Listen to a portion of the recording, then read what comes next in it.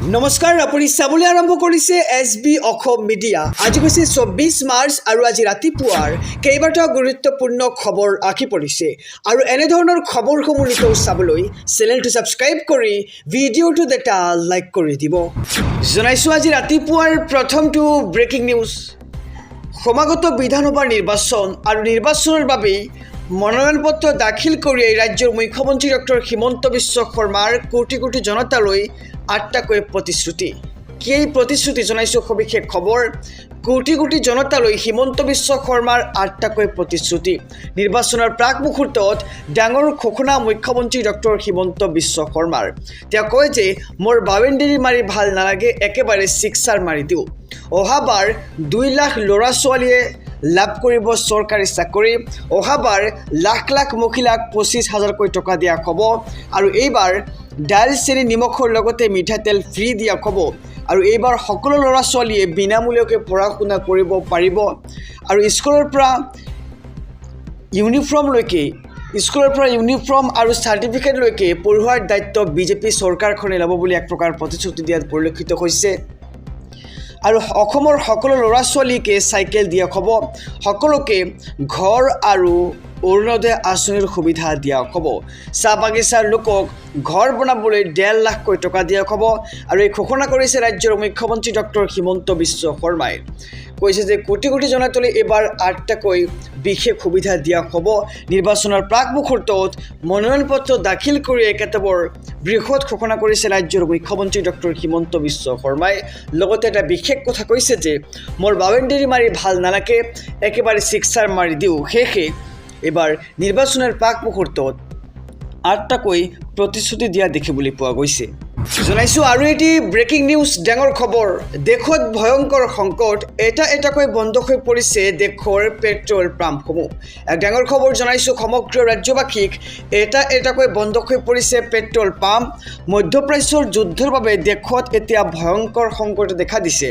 প্ৰধানমন্ত্ৰী নৰেন্দ্ৰ মোদীৰ গৃহৰাজ্যত হাহাকাৰ পৰিৱেশ আৰু গুজৰাটত 50% হ্ৰাস পেট্ৰল আৰু ডিজেলৰ যোগান। তেল কোম্পানীসমূহে বন্ধ কৰি দিছে ইন্ধনৰ যোগান। যিকোনো মুহূৰ্ততে পেট্ৰল পাম্পসমূহ বন্ধৰ আশংকা। খবৰ লাভ কৰিয়েই পেট্ৰল পাম্পসমূহত ভিৰ কৰিছে জনতাই আৰু ভাৰততেই নকয়, যুদ্ধৰ বাবেই পৃথিৱীজুৰি ইন্ধনৰ হাহাকাৰ।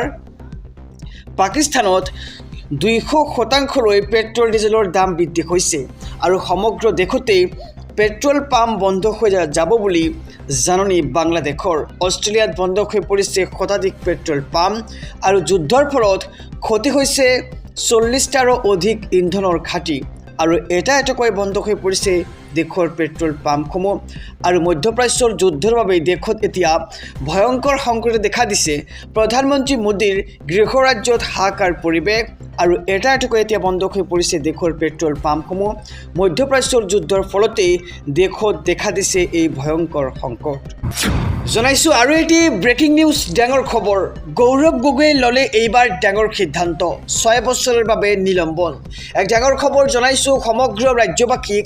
নিৰ্বাচনৰ প্ৰাকখনত গৌৰৱ গগৈয়ে ল'লে এই ডাঙৰ সিদ্ধান্ত। টিকট বঞ্চিত হৈ আন্দোলনৰ পৰা নিৰ্বাচন খেলাসকল পৰিব এতিয়া বিপদত। দল বাকৰি নিৰ্বাচন খেলা বা নিৰ্দলীয় প্ৰাৰ্থী হোৱাসকলৰ শাস্তি ঘোষণা। 6 বছৰৰ বাবে কংগ্ৰেছ দলৰ পৰা নিলম্বন প্ৰাৰ্থীসকলক। বেলেগ দললৈ গৈ নিৰ্বাচন খেলা কোনো উভতি আহিব নোৱাৰিব কংগ্ৰেছলৈ। আন্দোলনত নিৰ্বাচন খেলা নেতাকো সমৰ্থন কৰিব নোৱাৰিব কংগ্ৰেছীয়ে। সমৰ্থন কৰিলেই 3 বছৰৰ বাবে সদস্যপদ হেৰুৱাব লাগিব কৰ্মীয়ে। আৰু নিৰ্বাচনৰ প্ৰাকখনত গৌৰৱ গগৈয়ে ল'লে এই ডাঙৰ সিদ্ধান্ত। টিকট বঞ্চিত হৈ আন্দোলনৰ পৰা নিৰ্বাচন খেলাসকল পৰিব এতিয়া বিপদত। দল বাগৰি নিৰ্বাচন খেলা বা নিৰ্দলীয় প্ৰাৰ্থী হোৱাসকলৰ শাস্তি ঘোষণা কৰিছে এইবাৰ গৌৰৱ গগৈয়ে। আৰু বিধানসভা নিৰ্বাচনৰ প্ৰাক মুহূৰ্ততে গৌৰৱ গগৈয়ে ল'লে এই ডাঙৰ সিদ্ধান্ত। জনাইছোঁ আৰু এটি ব্ৰেকিং নিউজ ডাঙৰ খবৰ এইবাৰ অগপত বিপদ ভুৱা জাতিগত প্ৰমাণ পত্ৰৰে মনোনয়ন দাখিল অগপ প্ৰাৰ্থীৰ জনাইছোঁ সবিশেষ খবৰ নিৰ্বাচনৰ প্ৰাক মুহূৰ্তত বিপদত পৰিছে এতিয়া অগপ ভুৱা জাতিগত প্ৰমাণ পত্ৰৰে মনোনয়ন পত্ৰ দাখিল অগপ প্ৰাৰ্থীৰ আৰু পাকা বেতবাৰীৰ অগপ প্ৰাৰ্থী তাৰাপ্ৰসাদ দাসৰ জাতিগত প্ৰমাণপত্ৰ ভুৱা ওলাইছে সামাজিক ন্যায় সবলীকৰণ বিভাগে ভুৱা ঘোষণা কৰিছে জাতিগত প্ৰমাণপত্ৰখন আৰু তাৰাপ্ৰসাদ দাসৰ SCৰ প্ৰমাণপত্ৰ ভুৱা ওলাইছে আৰু CIDৰ অনুসন্ধানত পোহৰলৈ আহিছে এই বিস্ফোৰক তথ্য যিকোনো মুহূৰ্তত বাতিল হ'ব পাৰে তাৰাপ্ৰসাদ দাসৰ প্ৰাৰ্থিত্ব আৰু APSCৰ অধ্যক্ষৰ দায়িত্বটো আছিল তাৰাপ্ৰসাদ দাস আৰু পেছাত চিকিৎসক তাৰাপ্ৰসাদ দাসৰ কুকীৰ্তি পোহৰলৈ আহিছে আৰু পৰিয়ালৰ কোনো সদস্যৰ নাই SCৰ প্ৰমাণপত্ৰ মিছন ভূমিপুত্ৰ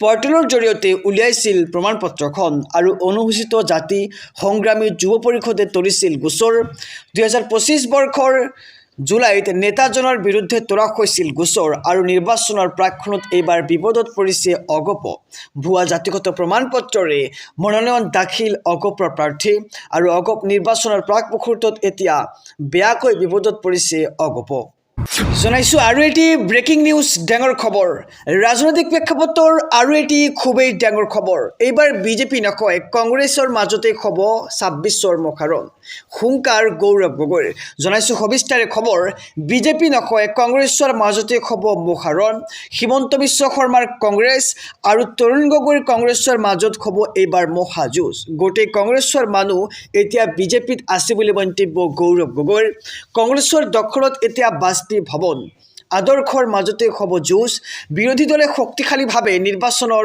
ৰণত নামিব অসমৰ ভিতৰতে আটাইতকৈ শক্তিশালী মিত্ৰজোঁট আৰু অসমৰ মানুহ স্বাভিমানী হৈ থাকিব লাগিব নিৰ্ভয়ে জীৱন যাপন কৰিব লাগিব অসমৰ মানুহে আৰু আমাৰ চৰকাৰ আহিলে মিটিংলৈ নোযোৱাকৈ মহিলাই পাব ধন লগতে কয় যে এয়া আমাৰ প্ৰতিগৰাকী মহিলালৈ গেৰেণ্টি আৰু বিনা চৰ্তত আমি সকলো মহিলাকে আঁচনিৰ সুবিধা দিম চৰকাৰে আঁচনি পাবলৈ হ'লে কোনো দলৰ সদস্য হ'ব নালাগে মহিলাসকল ৰাজনৈতিক দলৰ পতাকা নল'লেও আঁচনিৰ সুবিধা পাব আৰু বিনা চৰ্তত প্ৰতিগৰাকী মহিলাই চৰকাৰী আঁচনি পাব মন্তব্য প্ৰদেশ কংগ্ৰেছৰ সভাপতি গৌৰৱ গগৈৰ আৰু বিজেপি নকয় এইবাৰ কংগ্ৰেছৰ মাজতে হ'ব 26ৰ মহাৰণ হিমন্ত বিশ্ব শৰ্মাৰ কংগ্ৰেছ আৰু তৰুণ গগৈৰ কংগ্ৰেছৰ মাজত হ'ব এইবাৰ মহাযুঁজ জনাইছোঁ আৰু এটি ব্ৰেকিং নিউজ ডাঙৰ খবৰ খিলঞ্জীয়া মুছলমানে বিজেপিক ভোট দিব বৰাকত কোনো মিয়া নাই বুলি এতিয়া ডাঙৰ মন্তব্য মুখ্যমন্ত্ৰী ডক্টৰ হিমন্ত বিশ্ব শৰ্মাৰ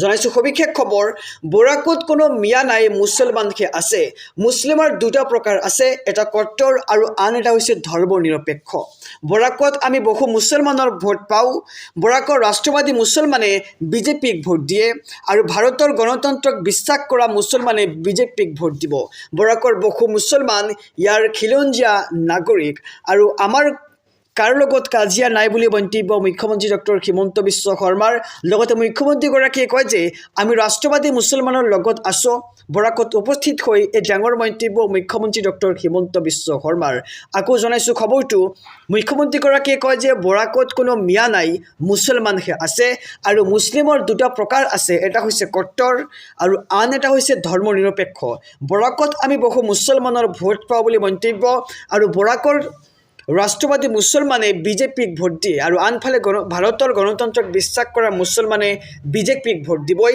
আৰু বৰাকৰ বহু মুছলমান ইয়াৰ খিলঞ্জীয়া নাগৰিক বুলি মন্তব্য মুখ্যমন্ত্ৰী ডক্টৰ হিমন্ত বিশ্ব শৰ্মাৰ আহিছোঁ পৰৱৰ্তী খবৰৰ মাজলৈ মধ্যপ্ৰাচ্যৰ যুদ্ধক লৈ দেশৰ প্ৰধানমন্ত্ৰীগৰাকীৰ সতৰ্কবাণী সকলোৱে সাজু হৈ থাকক মধ্যপ্ৰাচ্যৰ যুদ্ধক লৈ প্ৰধানমন্ত্ৰী নৰেন্দ্ৰ মোদীৰ সতৰ্কবাণী সকলোৱে সাজু আৰু একত্ৰিত হৈ থাকিব লাগিব ইৰাণ ইজৰাইলৰ যুদ্ধই দীঘলীয়া সময়ৰ বাবে পেলাব পাৰে প্ৰভাৱ কোভিডৰ সময়ৰ দৰে আকৌ এবাৰ আমি সাজু থাকিব লাগিব আৰু সাহসেৰে প্ৰত্যেকটো পৰিস্থিতিৰ সৈতে মোকাবিলা কৰিব লাগিব উৰাবাতৰিৰ ভুল নাযাবলৈও আহ্বান দেশৰ প্ৰধানমন্ত্ৰীগৰাকীৰ সকলো ৰাজ্যৰ মুখ্যমন্ত্ৰীক আহ্বান কঠোৰ নজৰৰ বাবে আৰু ভাৰতৰ স্থিতি স্পষ্ট যুদ্ধ অন্ত বিচাৰিছে ভাৰতে হৰমুজ বন্ধ কোনো কাৰণতে গ্ৰহণযোগ্য নকয় শান্তিপক্ষত মাত মাতিব ভাৰতে লোকসভাত দেশবাসীক সতৰ্ক কৰি দিলে দেশৰ প্ৰধানমন্ত্ৰী নৰেন্দ্ৰ মোদীয়ে আৰু মধ্যপ্ৰাচ্যৰ যুদ্ধক লৈ এবাৰ প্ৰধানমন্ত্ৰীৰ সতৰ্কবাণী